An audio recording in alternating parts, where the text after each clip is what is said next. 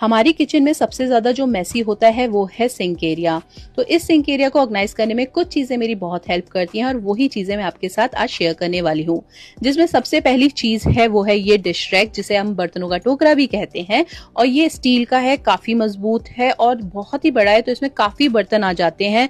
और जैसे आप देख रहे हो इसमें है ना एक कटलरी होल्डर भी अलग से दे रखा है, जिसमें आप अपनी कटलरी रख सकते हो, नाइफ वगैरह। और सबसे बेस्ट पार्ट है ये जो ट्रे इसके नीचे लगा हुआ है, इसमें पानी सारा इकट्ठा हो जाता है तो नीचे नहीं फैलता है। और बस इस ट्रे को आपको निकालना है, पानी फेंक देना है और दोबारा से लगा देना है, तो बर्तन भी आसानी से सूख जाते हैं और पानी भी नहीं फैलता। तो ये तो बेस्ट पार्ट है मेरे लिए। उसके बाद दूसरा है ये सोप डिस्पेंसर।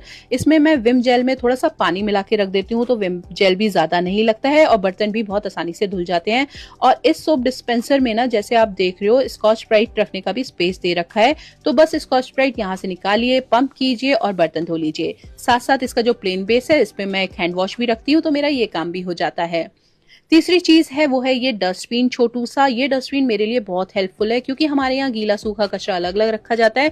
तो बस इस डस्टबिन में मैंने एक बैग लगा रखा है और जो भी गीला कचरा होता है वो मैं अपने बर्तन जब धोती हूँ तो बस इस सिंक एरिया से उठाती हूँ और डायरेक्ट इसमें डाल देती हूँ और फिर इसे बड़े वाले डस्टबिन में, डस्टबिन बैग को डाल देती हूँ। तो मेरा ये एरिया बिल्कुल क्लीन रहता है। उसके बाद जो बारी आती है वो है ये हुक्स की। तो इस पे मैंने ये एक फुट स्क्रबर टांग रखा है और ये बहुत हेल्प करता है लोहे के तवे को साफ करने में। वैसे तो ईंट से घिसते हैं ना, तो ईंट तो आसानी से मिलती नहीं है, लेकिन इस स्क्रबर से भी अच्छे से साफ हो जाता है। दूसरे हुक पे मैंने लगा रखा है वाइपर, और ये वाइपर बहुत हैंडी रहता है। कभी भी पानी थोड़ा बहुत फैल भी जाता है ना, तो क्लीन करने के लिए। और इसे मैंने ऊपर इसलिए टांग रखा है क्योंकि जब भी हम इसे नीचे रखते हैं ना, तो इसके जो लोअर एज है उस पर गंदगी जम जाती है, इसलिए मैं ऊपर टांग के रखती हूँ।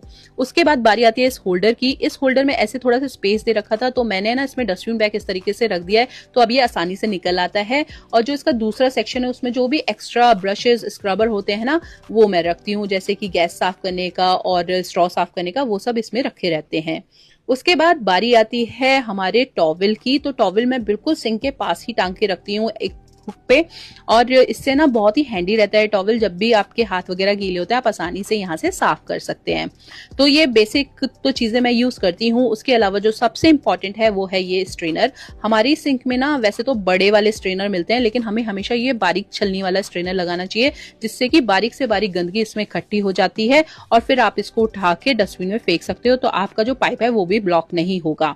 तो मैंने तो इस तरीके से अपना सिंक एरिया ऑर्गेनाइज कर रखा है। आपको कैसा लगा जरूर बताएं, और अगर पसंद आए तो लाइक और सब्सक्राइब जरूर करें। Bye bye.